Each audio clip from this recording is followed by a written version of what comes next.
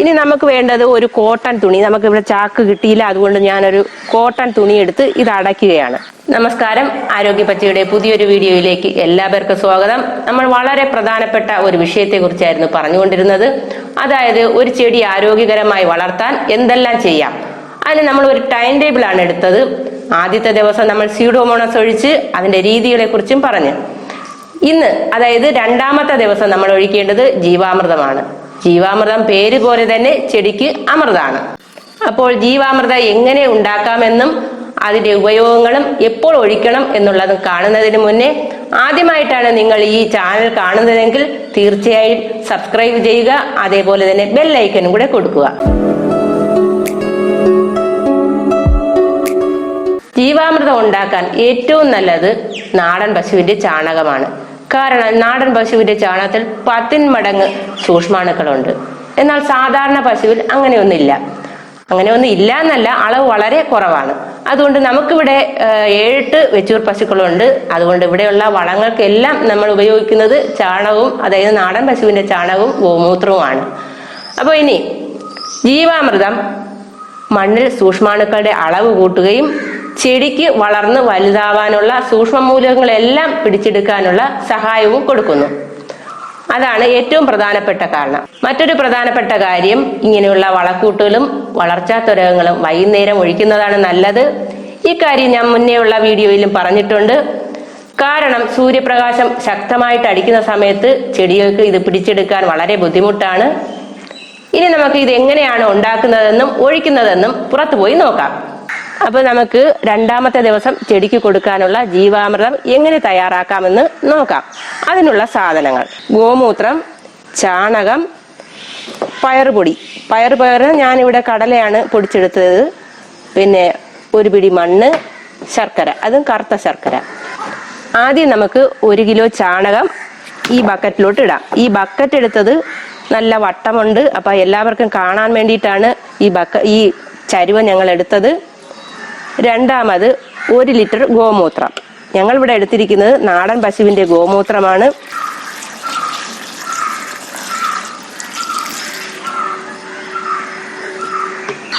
അടുത്തത് കടലയുടെ പൊടിയാണ്. നിങ്ങൾക്ക് ഏതെങ്കിലും വില കുറഞ്ഞ പയർ പൊടിയോ മറ്റോ എടുക്കാം. പിന്നെ കറുത്ത ശർക്കരയാണ് ഉപയോഗിക്കുമ്പോൾ വളരെ ശ്രദ്ധിക്കണം. കറുത്ത ശർക്കരയാണ് എടുക്കേണ്ടത്. ഇത് 200 ഗ്രാം. അതേപോലെ തന്നെ പയർ പൊടിയും 200 ഗ്രാം ആണ്. പിന്നെ വേണ്ടത് ഒരു മരച്ചുവട്ടിലെ മണ്ണ്, നല്ല ജൈവാംശമുള്ള മണ്ണ് 1 പിടിയാണ്. ഈ മണ്ണിന്റെ ഉപയോഗം എന്ന് വെച്ചാൽ ഞങ്ങൾ പാല് ഉറ കൂട്ടുമ്പോൾ, അതായത് തൈരാക്കാൻ വേണ്ടിയിട്ട് അതിന് ഉറയ്ക്ക് ഉപയോഗിക്കുന്ന തൈരിന്റെ അതേ ഒരു ഇഫക്റ്റ് ആണ് മണ്ണ് ഉപയോഗിക്കുമ്പോൾ കിട്ടുന്നത്. അത് 1 പിടി ഇടുക. അപ്പോൾ ജീവാമൃതത്തിന് ആവശ്യമായ സാധനങ്ങളെല്ലാം നമ്മൾ ഇട്ട് കഴിഞ്ഞു. ഇനി ഇത് നന്നായിട്ട് ഇളക്കി ചേർക്കണം. ഞാൻ എങ്ങനെയാണ് ഇളക്കുന്നതെന്ന് നോക്കാം. നാടൻ പശുവിന്റെ ചാണകമായതുകൊണ്ടാണ് നല്ല കട്ടിയുള്ളത്. നന്നായിട്ട് ഇളക്കി ചേർക്കണം.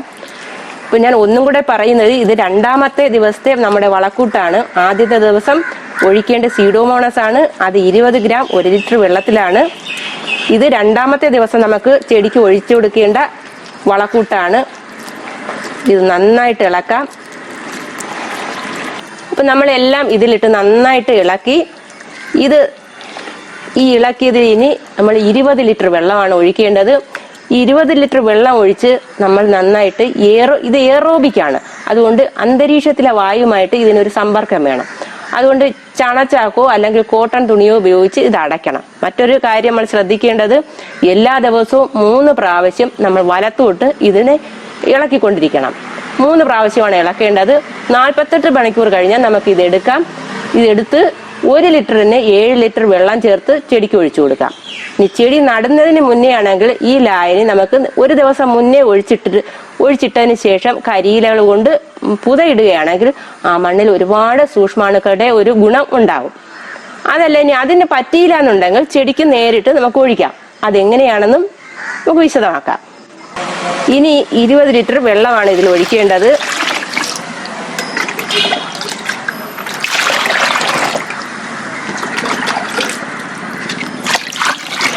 നന്നായിട്ട് ഇളക്കി കൊടുക്കണം.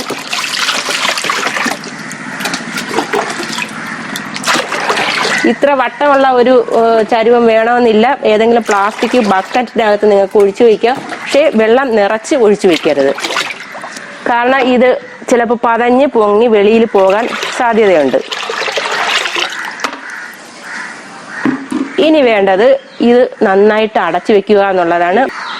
ഇനി നമുക്ക് വേണ്ടത് ഒരു കോട്ടൺ തുണി. നമുക്കിവിടെ ചാക്ക് കിട്ടിയില്ല, അതുകൊണ്ട് ഞാനൊരു കോട്ടൺ തുണി എടുത്ത് ഇത് അടയ്ക്കുകയാണ്. ഇത് കാലത്തും വൈകിട്ടും ഉച്ചയ്ക്കും നമുക്ക് 3 നേരമായിട്ട് ഇളക്കണം. അത് വലതോട്ട് തന്നെ ഇളക്കണം. അതിനുശേഷം അടച്ചു വയ്ക്കാം 2 ദിവസം. അതായത് 48 മണിക്കൂർ കഴിഞ്ഞാൽ നമുക്കിത് ചെടിക്ക് ഒഴിച്ചു കൊടുക്കാം. ഇത് 2 ദിവസം മുന്നേ നമ്മൾ തയ്യാറാക്കി വെച്ച ജീവാമൃതമാണ്. ഇതിൽ നിന്ന് ഇതിപ്പോൾ നന്നായിട്ട് ഇളക്കിയിട്ടുണ്ട്. ഇതിൽ നിന്ന് 1 ലിറ്ററാണ് 7 ലിറ്റർ വെള്ളത്തിൽ ഒഴിക്കാൻ പോവുകയാണ്.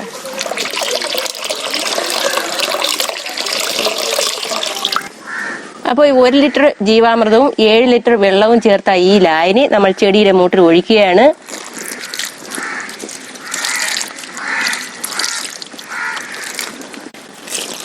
ക്യാബേജാണ് ഇവിടെ നട്ടിരിക്കുന്നത്. ഇനി ശ്രദ്ധിക്കേണ്ട കാര്യം, ഈ ജീവാമൃതം ഒഴിച്ചു കഴിഞ്ഞാൽ നമ്മൾ അതിൽ സൂര്യപ്രകാശം നേരിട്ട് അടിക്കാതെ നോക്കണം. കാരണം ഇതിലുള്ള സൂക്ഷ്മജീവികളുടെ ആ ഗുണം മാറാതിരിക്കാനും അത് നഷ്ടപ്പെട്ടു പോകാതിരിക്കാനും വേണ്ടിയിട്ടാണ് നമ്മൾ ഈ കരിയില പുതയിടുന്നത്. വീട്ടിലുള്ള ഏതെങ്കിലും കരിയിലകൾ മാത്രം ഇതിനിട്ട് കൊടുത്താൽ മതി.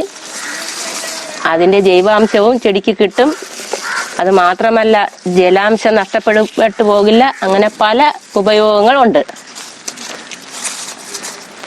അപ്പോൾ നമ്മുടെ ടൈം ടേബിളിന്റെ 2ാമത്തെ ദിവസം ജീവാമൃതം എങ്ങനെയാണ് തയ്യാറാക്കി ഒഴിക്കുന്നതെന്ന് നിങ്ങൾ കണ്ടു. അടുത്ത ദിവസം, അതായത് 3ാമത്തെ ദിവസം ഫിഷ് അമിനോ ആസിഡ് എങ്ങനെ തയ്യാറാക്കി ഒഴിക്കാം എന്നുള്ളത് അടുത്ത വീഡിയോയിൽ കാണാം. ഇന്നത്തെ വീഡിയോ നിങ്ങൾക്ക് ഇഷ്ടപ്പെട്ടുവെങ്കിൽ ലൈക്ക് ചെയ്യുക. എന്തെങ്കിലും അഭിപ്രായങ്ങളുണ്ടെങ്കിൽ കമന്റ് ചെയ്യുക. അതോടൊപ്പം തന്നെ സബ്സ്ക്രൈബ് ചെയ്യുക, ഷെയർ ചെയ്യുക. നന്ദി, നമസ്കാരം.